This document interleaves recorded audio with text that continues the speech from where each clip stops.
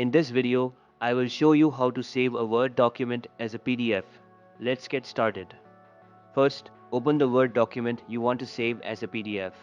Having it in PDF format can make it easier to share or meet specific requirements for documents. Make sure your document is complete and ready to save. Now, go to the top left corner of Word and click on File. From there, select Save As, which will bring up a new menu. On the right side, click on Browse to open the File Explorer. Once the File Explorer opens, look for the Save As Type drop-down menu. Click on it and select PDF from the list. Now, give your file a name. Once you're done, click on Save.